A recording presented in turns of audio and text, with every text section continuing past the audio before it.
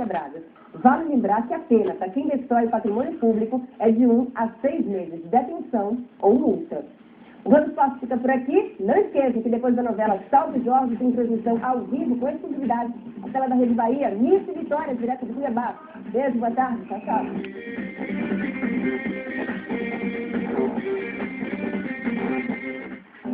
Globo Esporte. Oferecimento. Cambuí Veículos. Fiat na Cambuí é fácil de comprar, fácil de pagar. Boa tarde. Boa tarde.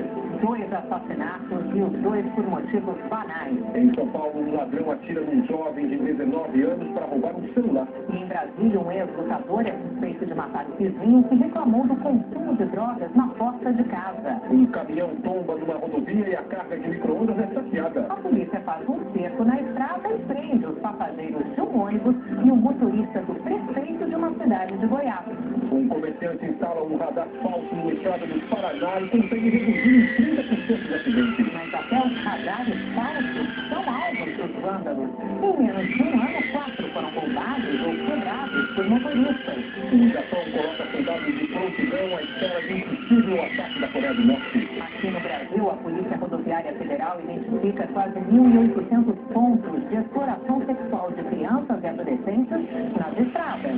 A taxa de inflação no ano ultrapassa a meta fixada pelo governo. E na segunda reportagem da série sobre sexualidade, você vai ver como e quando falar sobre sexo com as crianças e com os adolescentes. Agora no Jornal Hoje.